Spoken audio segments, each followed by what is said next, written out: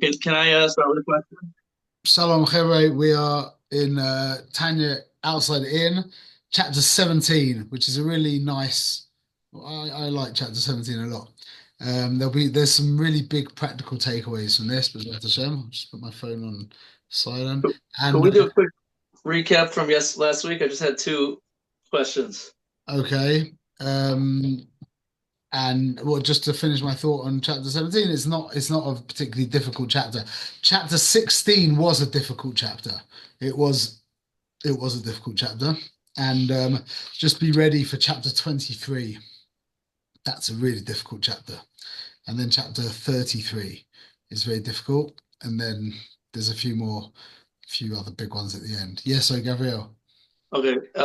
First question is I'm still not 100% clear why I care if my mitzvahs go up somewhere. I just, if we could have just one quick summary from you on how that works, and then two other clarifications.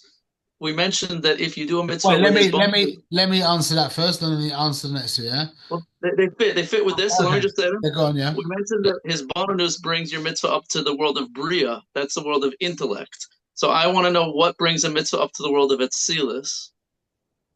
Okay. And the last question is: it seems to me that according to the Tanya, there's no real avoda of kavanas, of kabbalistic kavanas and things like that. It's the whole point of anything intellectual is really just to arouse your heart. That's really the avoda, is to get your emotions into it. It's not like you're doing something intellectually. That's totally irrelevant what you're thinking if it's not arousing your emotions. Okay. Okay. So three good questions. Um, Number one, what's the relevance of the mitzvahs going up into the higher olamas? So that's really the right question to ask because we explained what it means, meaning that your perspective, the fact that it goes up to the higher olamas means that your perspective was more godly, meaning it was being energized. And this really is the answer to the third question: is when we're talking about kavanas and mitzvah in the Tanya, we're not talking at all about like kavanas or rashash, that kind of kabbalistic kavanas. We're just talking about the energy. We're just talking about the energy which motivates the performance of the mitzvah.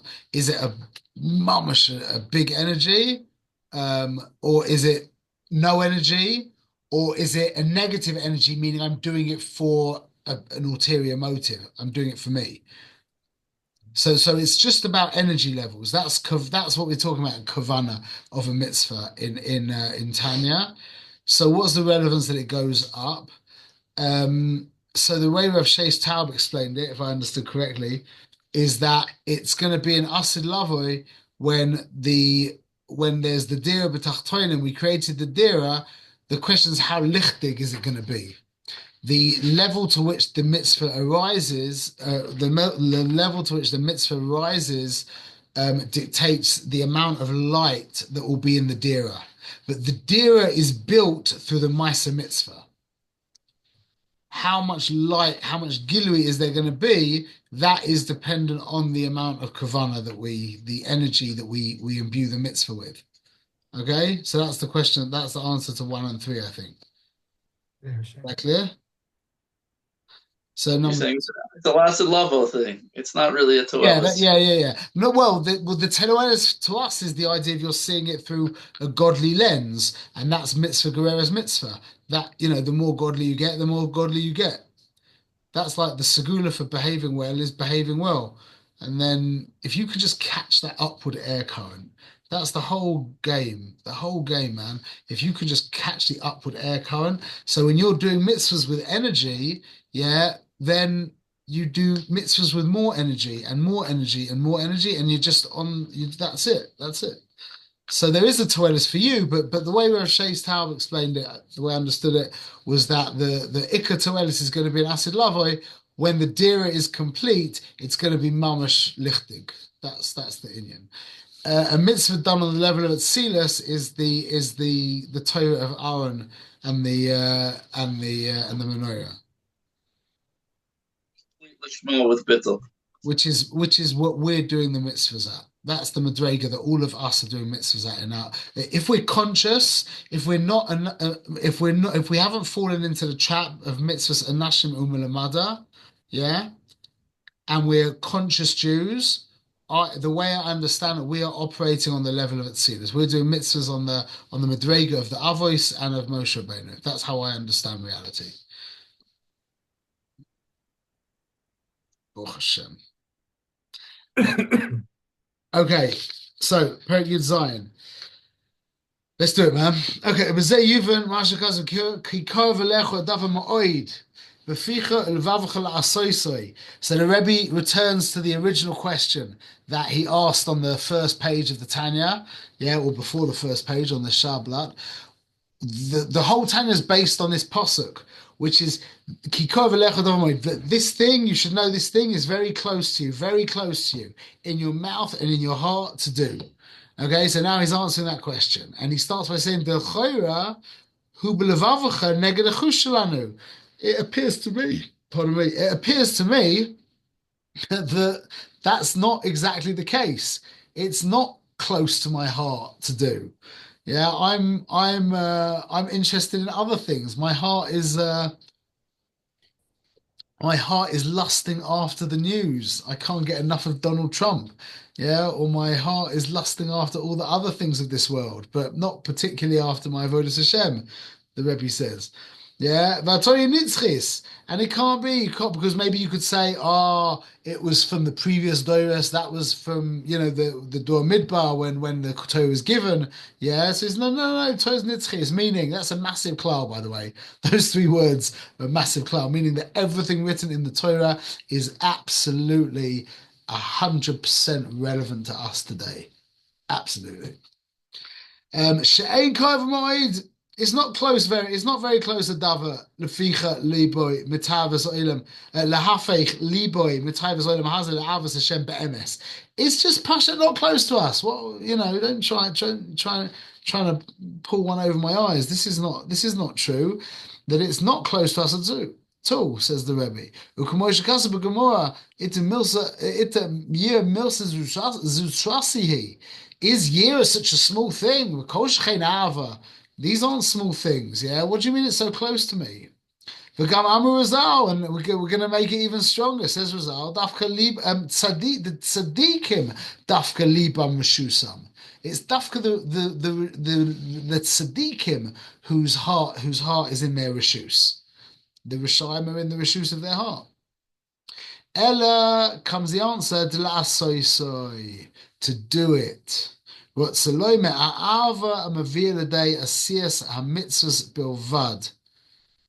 That is close to us. Like we spoke about last week.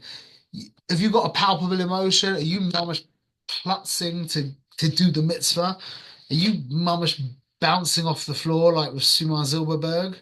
No. But you want to be like Sumar Zilberberg. You know that makes sense. And the question in your mind is not on him, it's on you.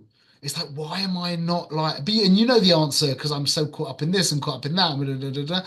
But that's the question. It's like, why aren't I mamish bouncing out of my kalim? That's what Rav Manis said the other day. I heard him. Is like we talk in Tanya, we talk about the idea of the Benoni whose behavior is perfect, and everyone's like, "Oi, man, I'm not even a Benoni. How can I do this?" Yeah, and Rav Manis is like, the chiddush is that there's such a thing as a Benoni. The chiddush is, why isn't everyone a tzaddik? You would think that God made a world, God is kulu tov, yeah. Why wouldn't everyone be tzaddikim? So we're the chiddush. The tzaddik is the normali mensch. We're the chiddush. So at least we know that we should be really like, especially us in the Western world who've tasted all the pleasures of this world, and we know that there's nothing in any of it. It's all like Pascal said, to quote him, it's like licking the earth, I think he said.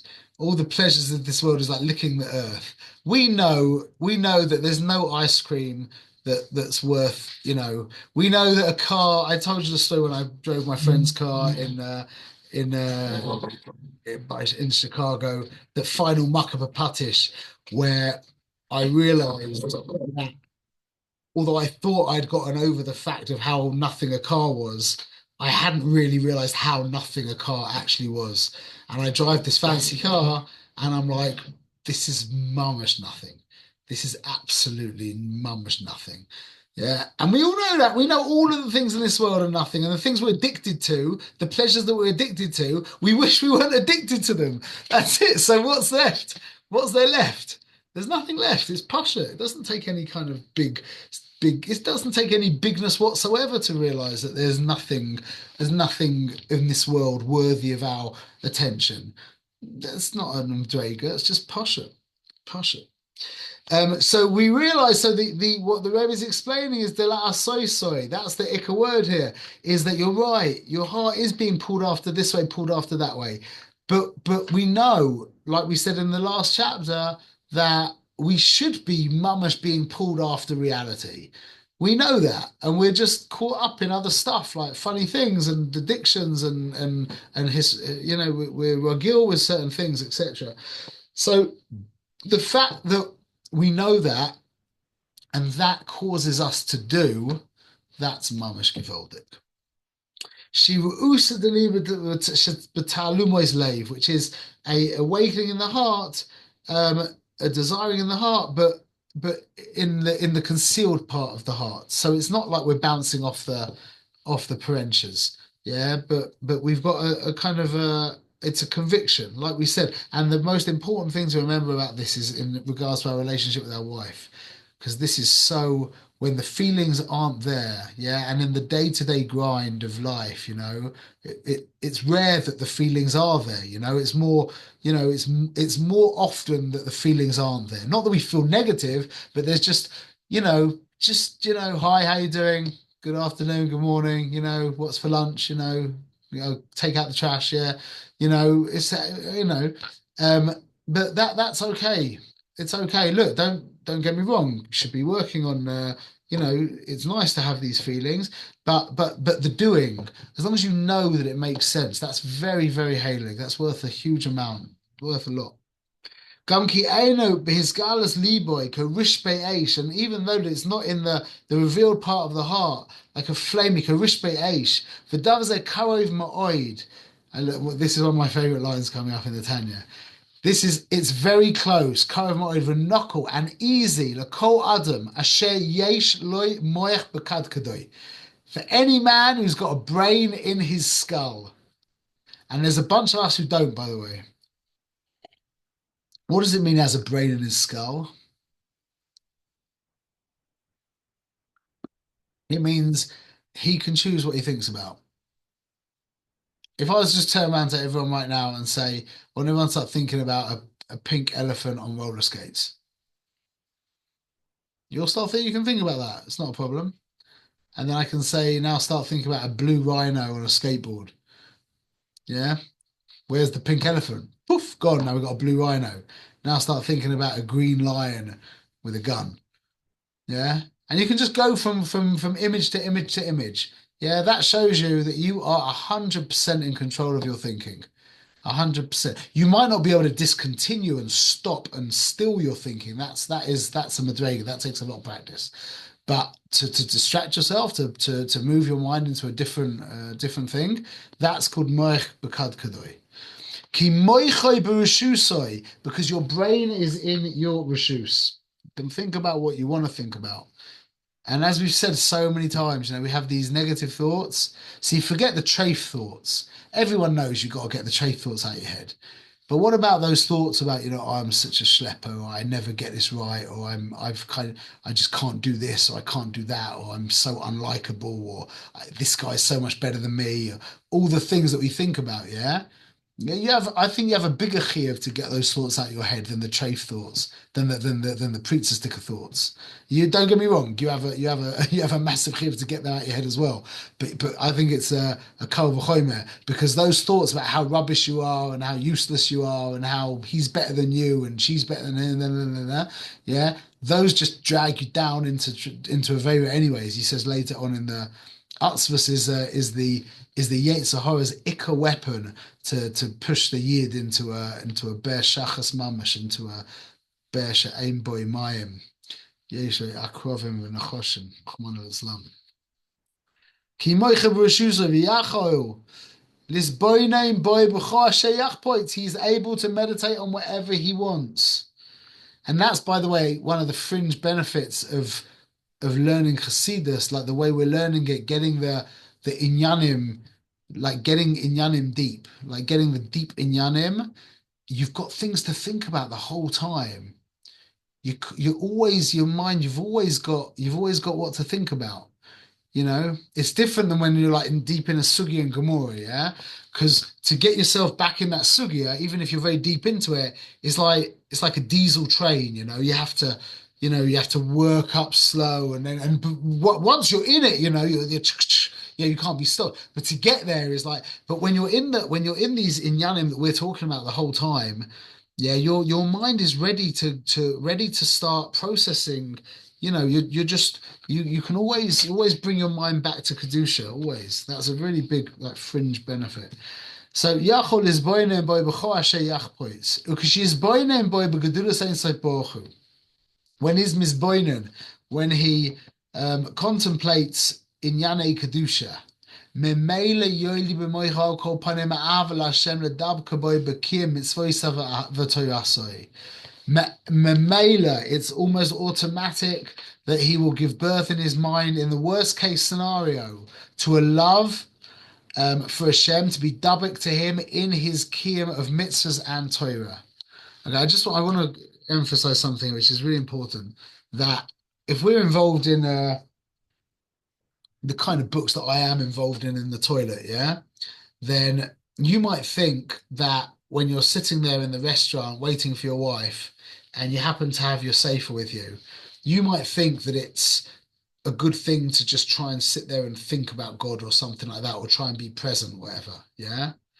And I'm not saying that that's not a good thing to do, but if you have a sefer with you, yeah, and you open up the sefer and you actually connect your mind to Torah, that's a better thing to do. Better thing to do than to think in Torah?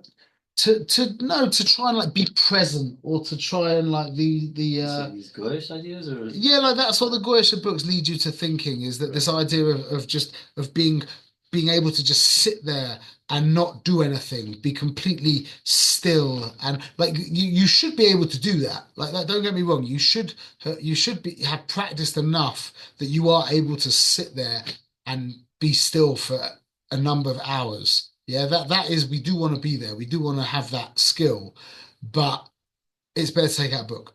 It's better to learn Torah. That's a mitzvah, and that's how you're daving to Hashem.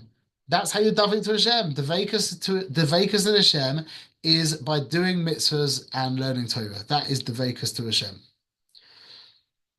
V'zeh kol ha'adam. This is the entire mensch. Ki hayom la'asoisam, because today is to do them. Yeah, ksiv. Shayom hu oilem ha'maisa. The day hayom, that's this world. Dafka.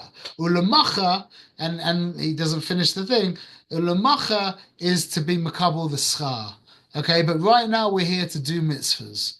We're here to do mitzvahs. And he says later on that the ava b'tanugim, like a love of pleasure, where you're actually in some kind of blissful state of pleasure in this world. He said that is not what this world's about. This world is about doing mitzvahs. This world is about working for the Boinah Shalom. K'mo shekasu b'makom acher. V'amoyech shalit b'tivoi b'toldaso al chalal smoli shebelev. And the mind, by nature, by its very nature, is dominates over the heart, the alpiv, and over his mouth, the al kol ha'evarim, and over all of the evarim, shem klei maisa, that are the kalim of maisa, im loy mishu rasha be'emes, unless he is mamash a rasha, and none of us are rishoyim. We are all beinonim. None of us are rishoyim. Even if you do averos, you're still a beinoini. You're still a beinoini.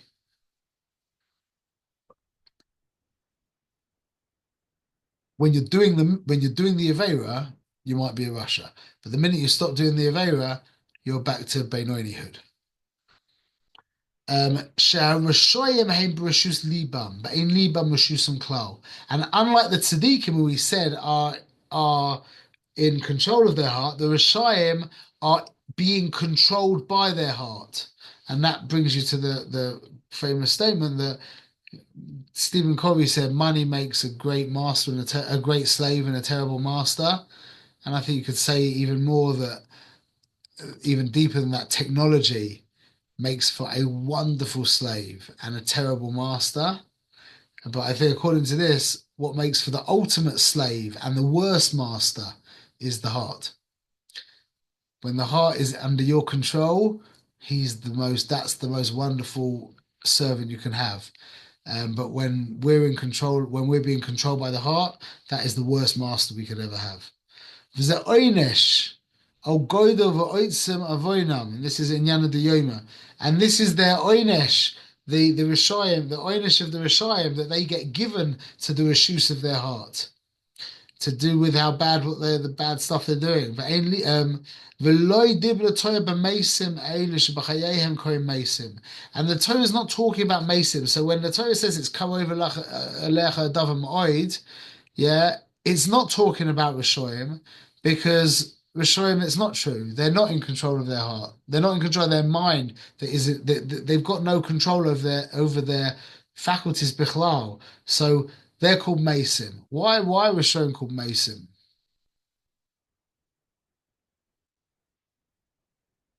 Why are Rishoyim called mesim? Shebahayehem ko mesim.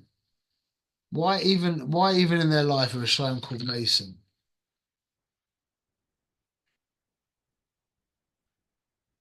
No, Gabriel? Nothing? Life is fighting. Life is working, like you said, fighting. So If they gave up. yeah, if they're listening to their hearts, so they're like not alive. They're just like in control of. They're being controlled by the part that makes them the greatness of who they are.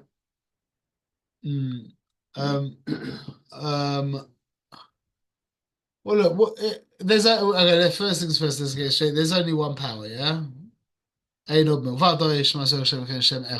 Yeah? But if you had to say there was a second power, there isn't. But if you had to say there is, what would you say that is?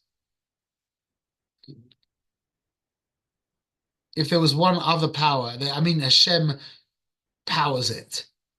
But there's one other option in the world, which is the opposite of Hashem, which is called Sitra Achra, because Sitra Achra is like I was asked today, like, well, what is it?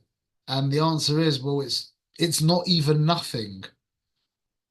It's not even nothing. All it is the Sitra Achra. It's the other side, meaning you can't describe darkness. Darkness is just an absence of light. So Sitra Achra is just an absence of God. So you can't even call it nothing. It's not even that. It's just not God. That's the other option. So for want of a better expression, we can call that mace. That's when, so to speak, godliness. It's a moshel though. It's only a moshel. Misa is a moshel for the Sitra Achra. So if this guy has given himself up to himself, yeah, well, that's called Sitra Achra, and that's Bechinas Misa. So he's considered a mace. And you know what's it's so funny. I think about Donald Trump when I think about this, but I suppose the proper correct motto would be to talk about Achashverosh, yeah? Is like when you get one of these guys, one of these massive, huge Balgivers, yeah, who are like in a powerful position, and like imagine like, you know, Donald Trump, what he must think of himself now. Like it would be. I remember there's a famous picture. You remember that band Oasis? Ellie, you remember Oasis, yeah? For sure. So there's a famous picture behind It's like with Noel, I think Noel, yeah, Noel Gallagher or Liam, one of them, I can't remember who it was, yeah, standing on the stage, looking out. There must be 150,000 people in this stadium. I can't remember. Yeah, mamish packed, the whole stadium packed and the whole field packed. Yeah, and the camera's behind him, and it's you see him from behind, like you can't see, with his arms up. Yeah, Yeah, I looking. remember that. You remember that picture? I met I met Liam and Noam. I met them both at one of Yeah. their shows. I was working there. So anyway, imagine what must be going through that man's head as he's standing in front of 100,000 people who are crying for you. They're begging, they're like begging for you, yeah? They're doing a reunion, right? Like very soon. Yeah, I saw that, yeah. Anyway, but they're like begging for you, yeah? And you're there up on stage with your arms in the air. You could do anything in the world you want. If you said everyone jump up and down, yeah, you'd have 100,000 idiots jumping up and down in front of you. Imagine. So this is interesting because you know Kurt Hey, Cobain. I was one of them. But you know Kurt Cobain, yeah, R.I.P. So I got funny jokes to say, but I'm not gonna say that. He he had the same Inyan. I mean, he's probably bigger than Oasis as well, you know, and he killed himself. Better to burn out than to fade away. What? Better to burn out than to fade away. Something like that. So he I saw a video of him years and Well, years. he didn't kill himself. He accidentally had an overdose. Big difference, I think. Just saying. Who? No, Cobain. No, he blew his brains out. he blew Oh, his yeah? head with a shotgun. My bad. Maybe because he had an accident. Yeah, okay, great. Mask him. Whatever. Could have been an accident. I think he was trying to shave. And He was high. I think his girlfriend killed him, but whatever. anyway. There's that theory too, yeah. He was anyway a manic depressed kind of guy, yeah. And there's one video of him where you see him come off stage and everyone's just like going crazy, yeah. And you see him looking at these idiots, and he's like this, going like with absolute disdain, like absolute repulsion for these people. And I was just thinking, it's one thing having like 100,000 Chosh of people cheering and screaming for you, yeah. But imagine having like 100,000 like idiots screaming for you. That if you start thinking a little bit, that can't be doing too good for you. And that's a side point. But the point is that these people, I was thinking about Donald Trump and whatever these people are, who they've become so real to themselves, yeah. They've mamish become like Paroi. And they can do anything and they can make so much stuff happen, yeah? But you realize a Liber de MS, they've just become graphics. They're like turtles and Bowser's in Mario, and you're Mario or Luigi. It's the ultimate irony. It's like it's a God joke. The ultimate irony is the more Choshev a man thinks he is, the more that things revolve around me, the more unreal he is, the more he smacks of Misa. So Achashverosh, who was, the ultimate Balgaiva, he was the ultimate. That's why it says that the Malachim there, their heart is in the Reshus of Hashem, meaning they're not a Manda Amma Bichlal. That maybe answers up the whole Inyan of Paroi and Hashem taking away his Bechira. It wasn't really Hashem took away his Bechira. He took away his Bechira. Paro gave his Bechira away by becoming godly in his mind. He didn't become Elokim Chaim. He became Elohim Acherim. And that means you've become that Sitra Achra, which means to say you're nothing is already an overstatement. He's not even a nothing. He's a non. That's too much. You can't even say that. So that's the irony. That's why the Rishayim are called Mason B'chayim. Now he says something really, really important right now. Not that he hasn't been saying important things otherwise, but this is really relevant for us. That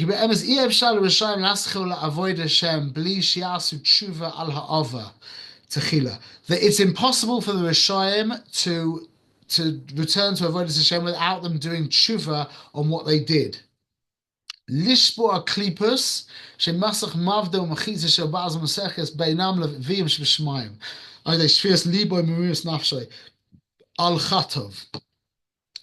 The only way they can do that is by breaking the klipa that acts as a masach mavdil and machitza shabazel, that makes a separation between them and their father in Shemayim. How do you do that? Through shvir salev, merius, which merius nafsho, which we've spoken about at length. I'm not going to speak about that right now, but basically disidentification from yourself.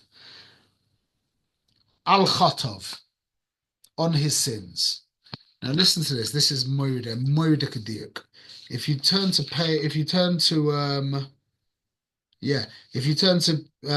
chapter, the end of chapter Kaf Vav, it's on page 66. He says, when he's talking about the Benoni, he says, he's talking about when you should make times to think about when you're not doing so great, to find a good time where you got Yishuv Das,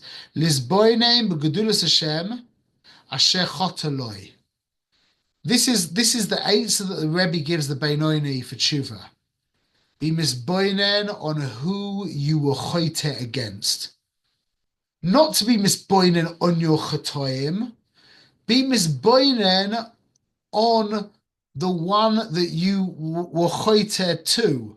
That's analogous, like we've said many times. The guy who says something nasty to his wife, and he sits down and he says, "Oy vey, I can't believe what a rasha I am. I can't believe that I did that. I can't believe that I did that." As opposed to the real mensch who says, "I can't believe my wife is having to deal with this." Rahmanas.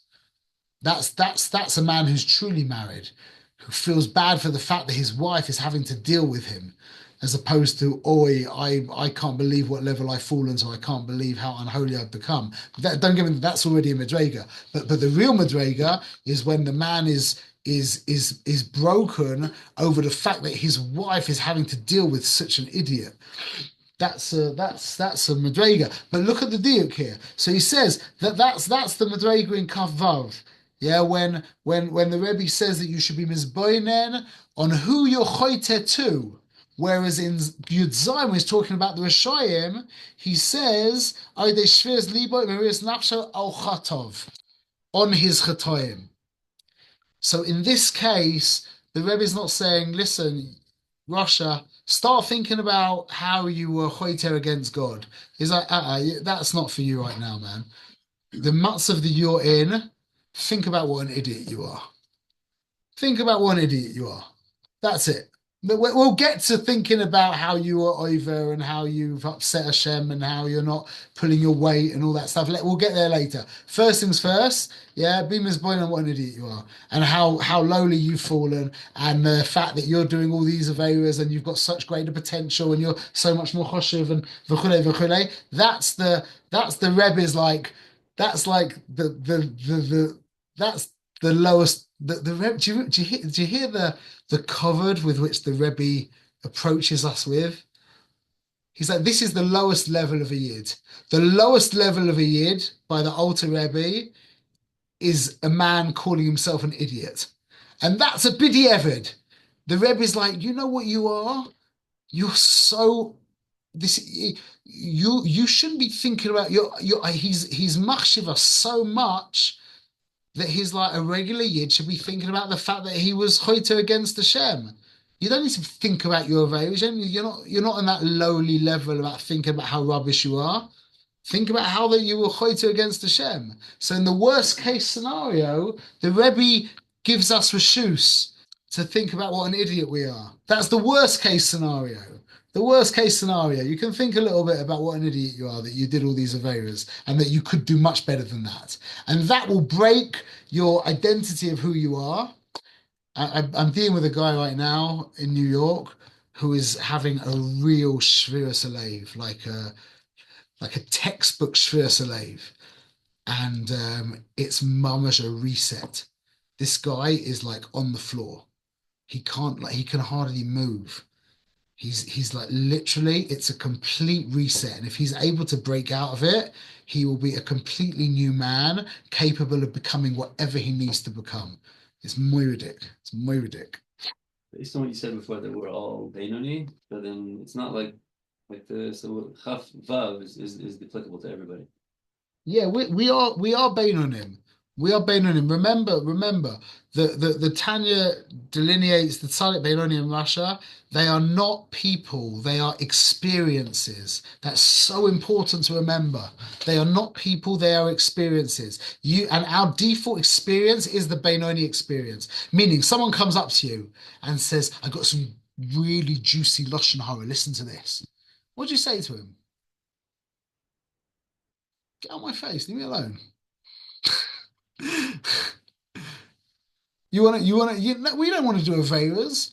We don't, and we're not going to do an Avera. Okay, every now and again we have moments of weakness, or there's addictions and there's things that are out of our control, whatever. Yeah, but who we are, the Metzias of who we are, we're Beinonim. We don't want to do Averas. And we can't do an Avera until the Yetzer Hara, like how the Yetzer Hara helped Rava. Rabba was loy pasik pumi megiyasa. He never stopped speaking, so the Yetzer can't, the Malach HaMavis can get you. He did like a trick, and he got him to stop speaking, and then he chapped him, yeah, like with David. And that's the inyan with us. That's the inyan. We're mamash beinoinim, and the Yetzer Hara will do a little trick every now and again to get us to be nichshu in some kind of affair. Now that moment we're a Russia, but then we come back to being a beinoini. We have to remember that we are allergic to Avera. We're mamash allergic, but the Teva Nafsh mamash, the Teva Nafshenu, we're mamash allergic to Avera, and it repulses us. Ein Sham Pashas Pinchas, Dua Mehemna Pashas Vayikra, v'chule v'chule. Vehi b'chinas tshuva tata. This is called tshuva tata. La lo yisaheta. Not the meditation on your sin. That is not tshuva tata. That's not tshuva tata. That's, I don't know if you call that even tshuva. It's I don't know what that is, but it's not tshuva tata. This is tshuva tata. Is what happens is la lo is hey tata lakimu nefilasa shnaf lelechet soinim shusol galas shchina. Can anybody translate that to me into that's a very Kabbalistic way of saying it, and it's such a simple. Yeah, we're returning the aspect of Olam Asiyah, the world of action, which is generally Rubu Ra, which is generally full of evil and descended into Golis, and the Shekhinah itself goes with us wherever we go. So by us returning the Olam action, or the lower world, back towards the rest of the Shem Havaya, which is Shuv Hey, Yud Kei Vav, and then the Hey, the Olam Asiyah then returns this material world and this experience back to the Shem Havaya, which is rescuing the Shekhinah from Golis, and rescuing ourselves, obviously, because we're the ones that brought the Shekhinah into Golis. Okay, that's what he said basically. But on the personal level of the Tanya, listen to how you translate this. This idea of the man breaking, what does he do when he's broken himself? Where he says, I can't believe what I've just done. What does he immediately say after that? Never again. I'm not going to do that again. I'm not going to do that again. That's the Hey Tata. The Hey Tata is Malchus, which is our action. So the guy, so like all Malchus Shemayim, it returns basically. Meaning that he extracts his behavior, which is the Hey Tata, he extracts his behavior from the Sisra Achra. He is now going to be a good boy. Yeah, that's called returning the hay. That's returning the hay, and that writ large is the inyan of saving, because the Shekhinah is the hay. Because Hashem, it's all the same thing. Hashem was miyached his malchus with us, meaning his behavior is Torah and mitzvahs, and he entrusted that in his ultimate anivas. He entrusted that to us, to Am Yisrael. We do Hashem's behavior. So when we're not behaving properly, the hey tata it means Hashem's not behaving correctly, so to speak. because of us. So that's the hey, the final hey of his name, which is Malchus, which is Shechina, which is behavior, which is the Shechina, has gone into Gullus. So by us doing tshuva, he's explaining the microcosm and the macrocosm in the same breath. On the microcosm, it's you and me. We are behaving like idiots. Yeah, so that means our hey, the final hey of our Bechina of Havaya has gone into Gullus, has gone into the Sitra Achra. So by us saying no more, I'm not going to be an idiot anymore, yeah? That's extracting our Malchus, our Levushim, our behavior, our Shechina out of the Sitra Achra. And that's the same Inyan Mamash writ large as the Rabbeinu Shloilem extracting his Shechina from the Sitra Achra, but he, in his humility, he handed that to us. That's our responsibility. That's our schus, our achrayas, Mamash. Let's try and finish this very quickly. Yeah, we should do this without Hashem. Shenafla elechit soinim. So who soid Galas Shechina? This is soid Galas Shechina. Sorry, my computer just did something weird. One moment. Who soid Galas Shechina? Kamazal Galu leEdom Shechina imahem. That when we got exiled to Edom, the Shechina went with them. Meaning that when we do he says actually, yeah, Dahainu Kasha Adam Oisa Maisa Edom. When a yid, when a mensch does a Maisa Edom, yeah, something stupid, yeah, Morid umamshich l'sham b'chinas nitzos elokus umachaya es nefesh ruach neshama shaloi. He brings down into it the nefesh ruach neshama, but the soul itself never does an avera. Remember we said that before. Yisrael cannot do an avera.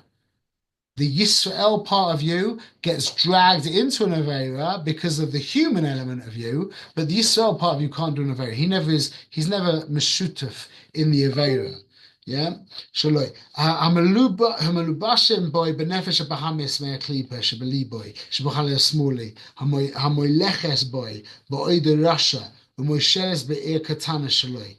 That this is the mechanics of how it works, is when we do something that's not Beseda, that's the Nefesh of Bahamis doing something that's Beseda, and the Nefesh Elokis becomes like Melubish in the Nefesh of Bahamis and is kind of dragged down into the Shmutz. Yeah? And he'll talk about that later on, about having Rahmanas on that, having Rahmanas on the fact that that's happening. That's a very important thing that Rebbe talks about later in Perek Lamed Beis actually. 28 as well. The 28th chapter as well talks about 28 as well. Yeah, a bit. But the right at the end. The Ikka one is in Lama base. Also, there's Man Vav as well, I think. So yeah, no, you're right. So, and he becomes the Nefesh Lakis is in Galus Etzloi. It's interesting. He says Etzloi, Etzloi, like next to him. I think that's maybe talking about the essence of the etzem of the neshama. The nefesh of the neshama come melubush in the nefesh Bahamis. But when he says the nefesh of the neshama on a kavushim begoyle etzla. That you have to that's something that's been misboining. I don't know. I never noticed that before. Okay. When the Russia disidentifies himself from himself and he realizes that he's something other than what he thought he was, as in he thought he was this big guy, and now he's in that bechina. Everybody knows the feeling, yeah? You've had this before when you do something silly and you feel stupid and then you have some big kind of ruchnius experience. I have that a lot. Like when I do something and I miss something, I feel like, oh, I'm an idiot or whatever it is. It's always at those times when I'm zeicha to some kind of special ruchnius experience. It's because of that inyan is you've had that klipa around you taken away. That was my pshat. I always thought that was why the Meraglim thought of themselves as grasshoppers, because grasshoppers have got an exoskeleton. Their skeleton, they're like a walking egg shell basically. So they'd become so so ossified, so I don't want to say klipadik, but so you get the idea. But this is the Indian. The libo kushenishba libo bekirboy v'nishba ruach hatuma v'sitru achra v'yispardu, and they become free from it, meaning that he breaks his own identity. And this is something that in our generation we don't have to do so much, because there's so many opportunities that we have where things break our identity, that we don't have to do this ourselves, because it just comes anyway. Just hang out for long enough and someone will say something insulting to you, or you'll see someone who is just clearly much better than you, or all these kinds of things, and so you don't have to actually go and do the avodah anymore. And that releases this final hay, which is your behavior, it extracts your behavior from the Sitra Achra, and it raises it back, and it brings it back to its place. And that's the side of Rochel and the zivug of Zoin, where Rochel turns from the backside and comes around to the front of Ze'ampin, and then misyached with each other. That's Alpi Kabbalah. That's what just happened there, is returning the final hay, which is Rochel, back to the Vav, the Yud K Vav, which the Vav is Za, is Yisrael, and then Mizdaveg with each other, and then you've got the Shlemus of the Yud K Vav K, and this idea of being able to control your behavior is for sure the foundation of the Tanya, even if it's, the way I understand it is, it's a means to an end, in that it's an end unto itself, but very quickly, if you get on the journey of Tanya, you'll realize that behaving correctly is not out of reach at all. And then you'll realize that the behaving correctly actually is what transforms you. It's the ikka tool you've got to transform yourself. The ikka tool you've got to transform yourself is your behavior. And what is the key? What is in my opinion anyway, what's the ultimate key to behaving like a Yid? The ultimate tool that we have to behave like a Yid? One word. What? Shachris. Yes, Shachris. That's it. And I saw today in the Yom Yom, I'm holding in Sivan, but the Rav Man has brought in the Yom Yom from the Friediger Rebbe, that he knew there was a Frum Yetzer Hara, yeah, but he never knew there was a Chassidish Yetzer Hara. You know what he called the Chassidish Yetzer Hara? The Frum Yetzer Hara, everyone knows, he's pushing you too much, yeah. But you know what the Chassidish Yetzer Hara is? How he described it? He said, learning Chassidus before Tefillah and taking away from the time of Shachris. Stealing time from Shachris. Like, I see people in my minyan who do his boidedus and stuff before Shachris, and they do Geneva from Zman Shachris. They take time from Shachris. I'm like, that great. Do his boidedus, whatever, but don't steal time from Shachris. Steal time from your sleep, but don't steal time from Shachris. Who are you to steal time from Shachris? Stealing time from your sleep, that's okay. You might pay that later in the day. You know, you're not gonna get in trouble for that. But you can't steal time from Shachris. That's absolutely not Beseda. So that's the ultimate for what I've seen in my life, the ultimate segula. By the way, what's the kesher between segula and segula? We're called an segula. What's the kesher between the segula and the segula? It's gorgeous. What's the definition of a segula?